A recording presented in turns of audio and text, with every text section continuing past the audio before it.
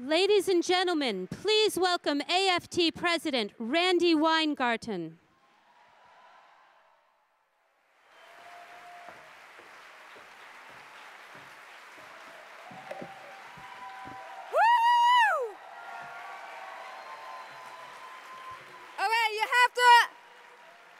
You have to do me a really big favor, because this is my first time at Netroots Nation, and I am thrilled to be here. In fact, it is awesome to be here, but my niece and nephew will never believe that I am on this stage. So if you don't mind, I want to take a picture of all of you so I can tweet it to them after, so they will finally think that I am cool. May I?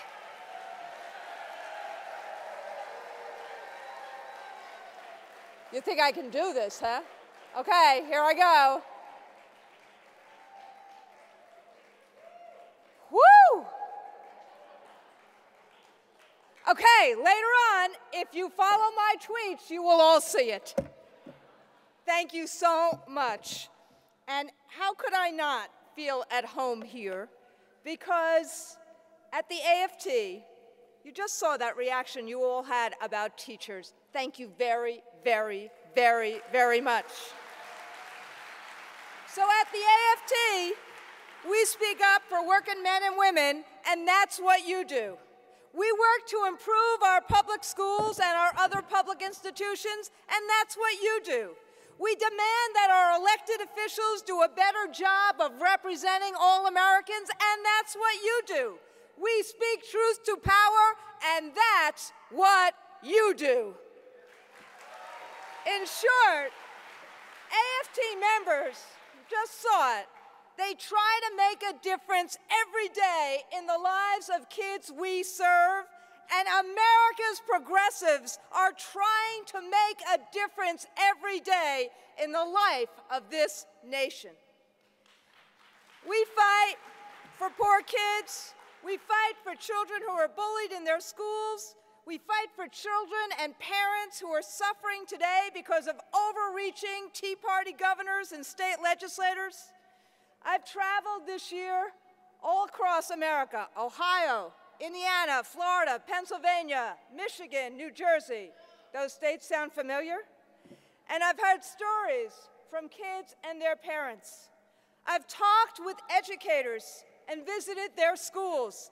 I've stood with them as they protested policies that made the needs of millionaires and billionaires a higher priority than the needs of working folks and the people who serve them. I've been in schools where 1 in 5 kids are homeless, where 80% of the kids are poor, where teachers don't stop at buying supplies anymore for classrooms. They are bringing in food for kids. And I've seen these very same teachers work long and hard to help our students and then be belittled and demonized for it. And I've seen teachers and firefighters and nurses be belittled and demonized because they had the gall, excuse me for little New Yorkies, the chutzpah, to say that they themselves wanted a shot at the American dream. And I've made a few stops in Wisconsin, where in the Capitol, in the hearing room that they were occupying, I met Alex Hanna, the co-president of the Teachers Assistance Association in Madison, and I am proud not only that Alex and a few of his fellow colleague TAs are in the House, but they are proud affiliates of the AFT.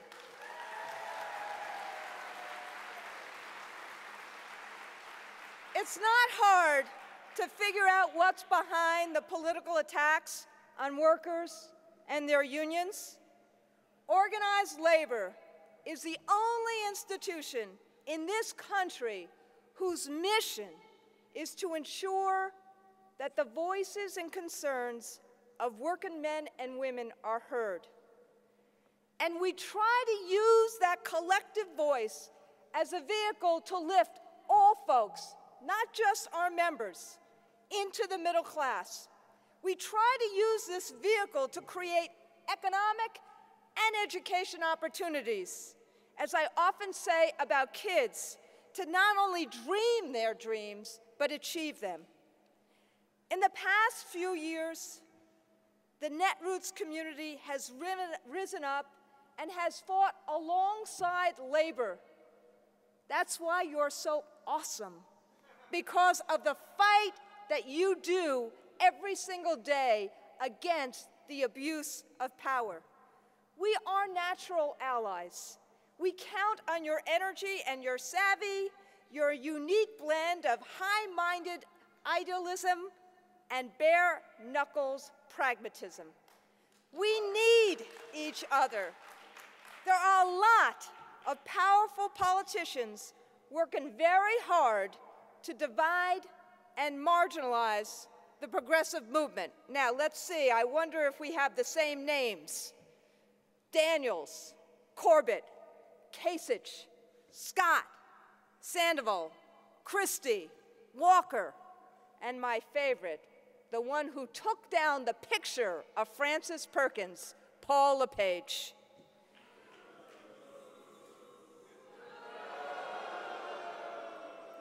They have used despicable tactics. They try to divide the public sector workers from private sector workers, and worse, they exploit the fear Americans feel that our better days are behind us. They try to dehumanize public workers.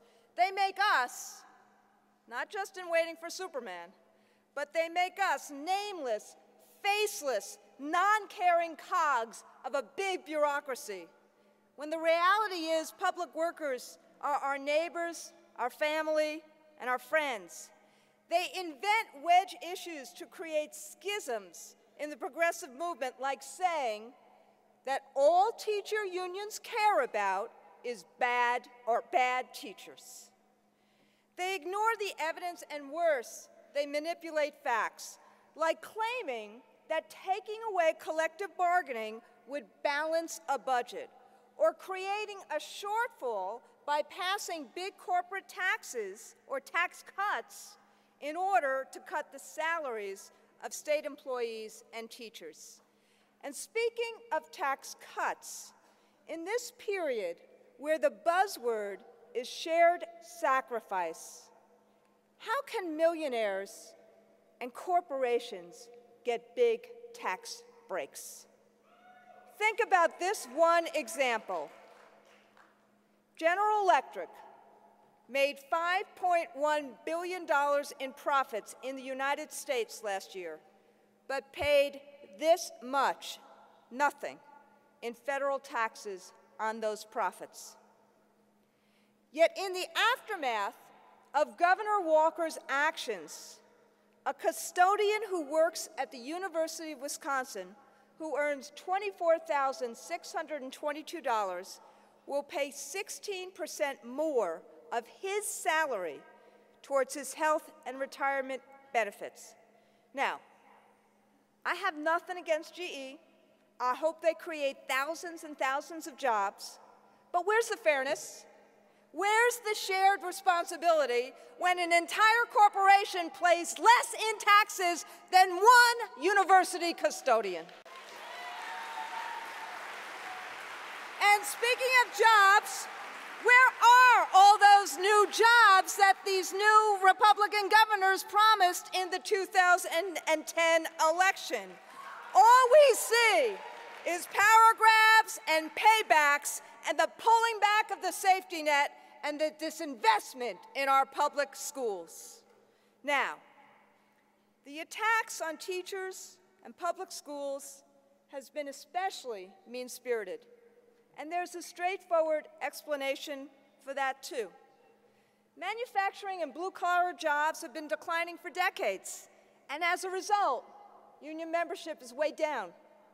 That made teacher unions and other public employee unions leaders in the labor movement, and that has made us a target. So, they need to delegitimize us. You get this? Divide, dehumanize, delegitimatize, defund. There's the other reason, M-O-N-E-Y. Nationally, taxpayers spend $600 billion to educate our kids. Is it all spent well? No. But do we need this investment? Yes. But all our critics see it as is a big cash cow. So they've worked hard to divide and dehumanize teachers. They've tried to pit young teachers against senior teachers, art teachers against math teachers, parents against teachers, and the strategy is clear. Divide us from communities makes it really easy to defund public schools. And when you're successful at that, you can do for public education what Grover Norquist wants to do for government. Make it small enough that you can drown it in a bathtub. Our critics dress up their advocacy as a theory of school reform. They say, let business figure out how to make schools more efficient. And they say, let the bubble test results be the be-all and the end-all. Equally bad, they say teachers are important, but teachers should be seen and not heard. Even the most sincere market reform advocates believe in trickle-down at best. Help a few kids, turn around a few schools, and it will create pressure on everyone else. Our approach is quite different. We believe we must create sustainable, across-the-board improvements in public schools so we help all kids. Our theory is listen to the voices of the people who are closest to the work, emulate best practices, focus on continuous improvement, and support this work throughout all of America's classrooms. Frankly, I saw this approach just yesterday in Ontario, Canada, which, by the way, in 5 years, has turned their public education system around to be the 5th in the world. The former Deputy Education Minister said to me, "We improved by building capacity and helping everyone get better." Others, he said, believes you can only improve by whacking educators over their heads. And I love this. His words, not mine. It's like saying, and I quote, "The beatings will continue until morale improves." So our critics, their way, top-down accountability, fixation on standardized tests, budget cuts, and punitive threats. And our way, fixation on quality, equity, shared responsibility, and collaboration. But what really ticks me off about this obsession with standardized bubble tests is that they don't even measure what kids need to know and be able to do to succeed in the 21st century.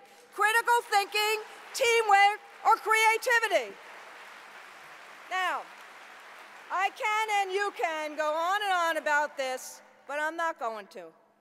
Because all the strategizing and all the mobilizing won't get us anywhere if we as a union and as education advocates don't take steps to improve the quality of our schools and the quality of life for working men and women.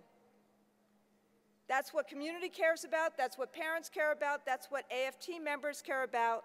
And so even in these months of battling, the AFT has been fixated on quality.